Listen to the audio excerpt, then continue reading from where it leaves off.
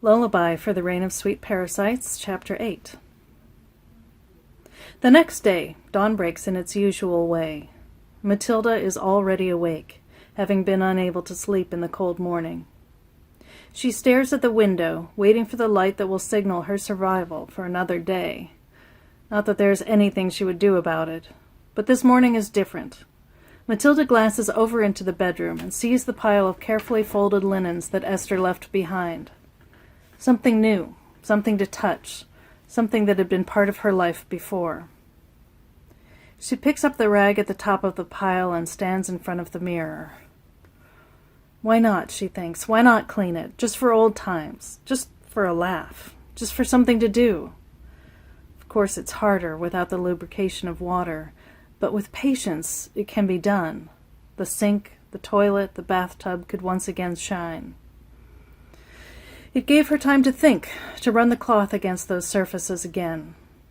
Matilda remembered all the little meaningless luxuries of their pampered lives, the perfumes and colognes set out on a delicate tray, the bath salts and pumice stones, the gift of lavender soap so carefully wrapped and dressed with ribbon that it had been placed as a decoration on the counter, the extravagant, all-natural lotions and creams that Carla insisted were essential for her sensitive skin, the little vase with the silk flowers and the statuette they had bought on their trip to Seychelles. All gone. But Matilda could close her eyes and place each and every one of them.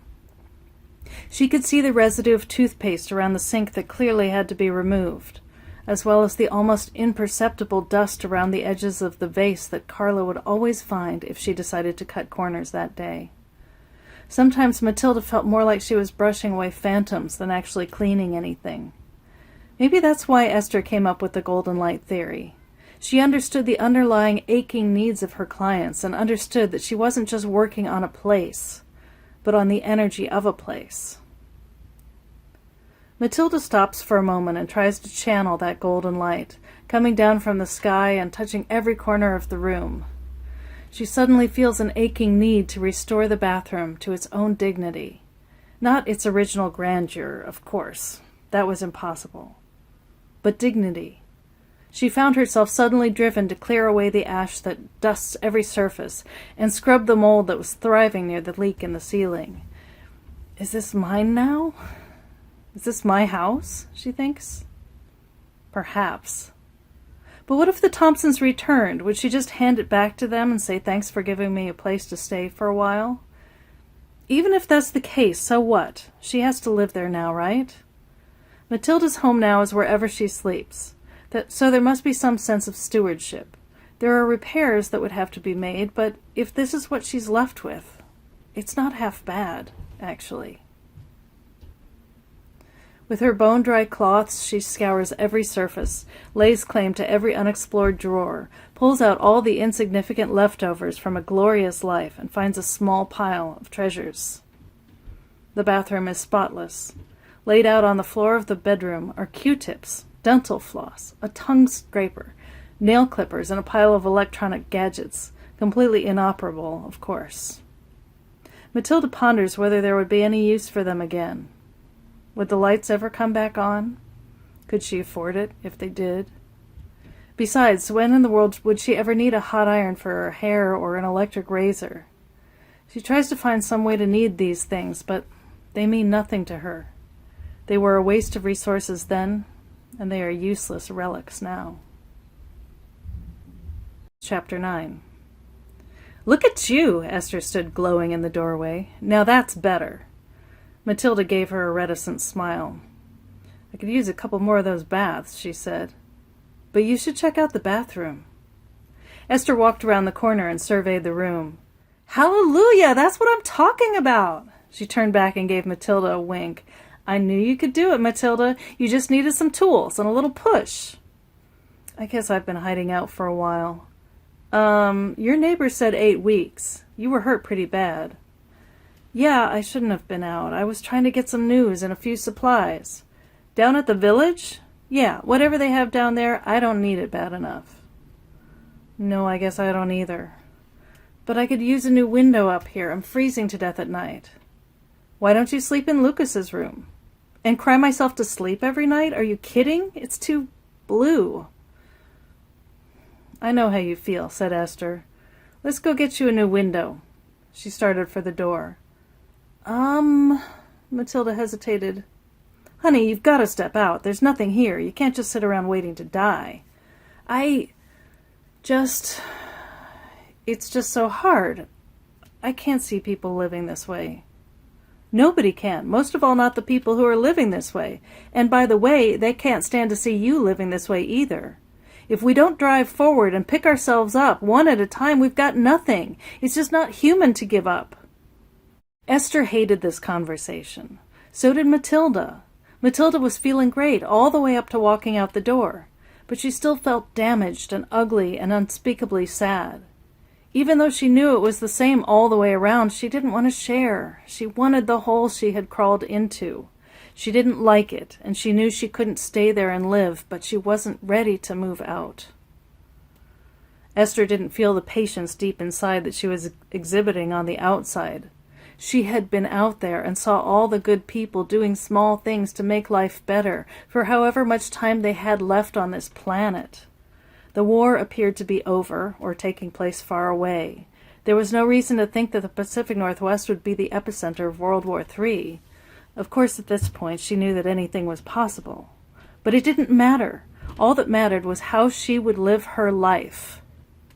Esther closed her eyes and thought, what do I need to do to get her out?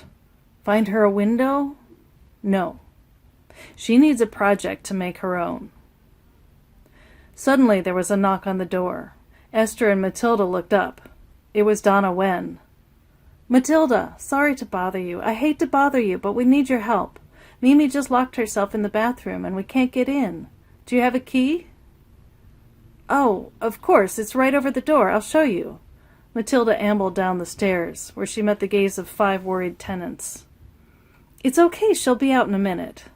She assumed their apprehension was focused towards the little girl in the bathroom, when in fact they were reacting to her.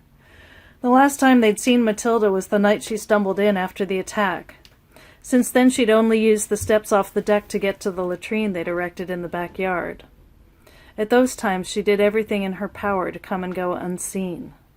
This was the first time Matilda had looked into any of their eyes, and their concern was completely lost on her. Mimi cried out from the bathroom. Matilda swept towards the door, ran her fingers along the upper edge, and found the thin, round key. She worked it into the doorknob, and in seconds, Mimi was free. She smiled up and said, Hi, Matilda. Relief swept the room, and everyone, including Matilda, laughed. She looked down at Mimi and returned her smile.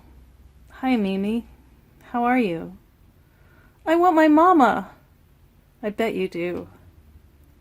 At that cue, Donna stepped in to give Mimi some love, but also share some words with her about how to never get into that mess again. Matilda looked up, and that's when she finally recognized the looks around the room. She suddenly felt naked and exposed, and pretty much wanting her mama too. How are you, Matilda? Asked Chin, the polite older man with the glasses who she believed to be their uncle. Well, she hesitated. Well, I just cleaned the bathroom upstairs, and it kind of made me feel better. She laughed a little, but apparently only to herself. And I'm still here. I guess we all are, so that's a good thing.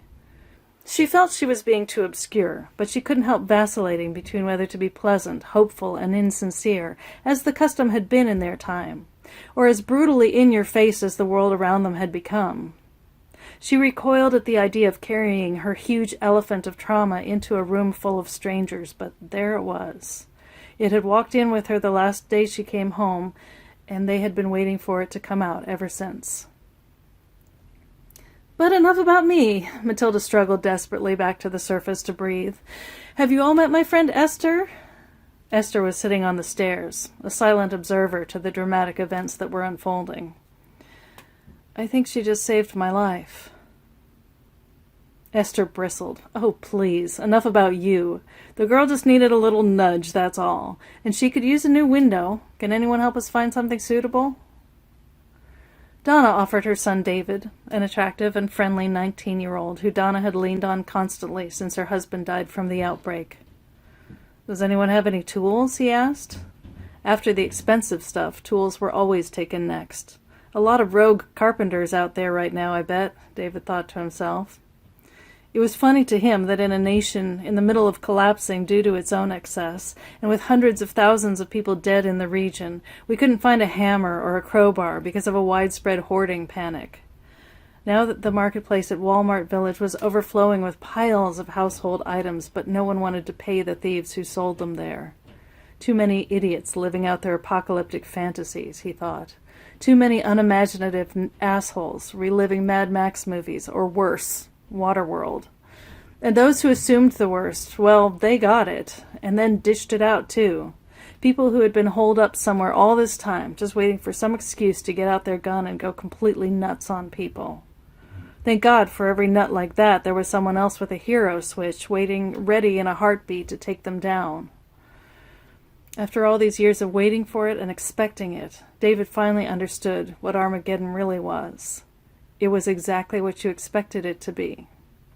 He had seen people happy and full of love to their last dying breaths, and others who fought and screamed and took everyone they could down with them before they went. He had seen weak and broken people do the greatest good, and strong, healthy, talented people bury their heads in grief and shame. Kind of like Matilda. The Wens had been driven up the hillside after their home had been destroyed in the earthquake. By then they were already housing their Uncle Chin and their neighbors, Eliana and Hector Sandoval. By the time they got to Vista Boulevard, it was getting dark and they were desperate to get off the streets. Having found most of the houses destroyed, boarded up, or stinking of the plague, they arrived at Matilda's doorstep, not forcefully, but insistent that they be given shelter. Matilda was still tough then, a little shell-shocked, but she wasn't giving up the house easily. It was the sight of Mimi that sealed the deal. She was bone-tired, nearly asleep in Donna's arms, but she smiled sweetly and shyly, nuzzling her face into her mother's chest. Matilda felt that warmth and nourishment in her own bones, and she yearned for the same. In that moment she realized perhaps they could ease some of her hunger, so she wouldn't have to go out on her own every day, searching for sustenance. Little did anyone realize that the presence of the Wens would give her every excuse she needed to isolate herself completely. And after the attack, she became institutionalized in her withdrawal. No one ever saw her, except sneaking in and out of the latrine. She didn't look good. But she didn't give them any trouble either. She ate whatever they gave her and never said a word. David never thought he'd see Matilda again. Then Esther showed up on the doorstep. The Wens insisted that Matilda not be disturbed, but Esther would have none of that. Esther was compelling and charismatic, a force to be reckoned with. She had no patience to fulfill Matilda's fantasy exile as a wounded, heartbroken princess in her ivory tower. Please, what a waste of a perfectly good, strong body and a talented mind. Besides, Esther had way too much on her agenda, and she needed a partner. Esther was thrilled to have found Matilda, and there was no way she was going to let her go. If it had to be a fight, so be it. So she marched up the stairs, oblivious to the protests of the tenants below, and tried to hide her shock at the sight of her young friend. Matilda had been curled up in the corner of the walk-in, looking towards Esther with eyes glazed over. She smelled bad, and she looked beaten and savage, as though she had forgotten herself. But she brightened at the sight of Esther. She looked up to her as if she were an angel. Esther mused at that thought. Whatever it takes, she thought. I'll be your freaking savior if I can just get you out of this stinking hole.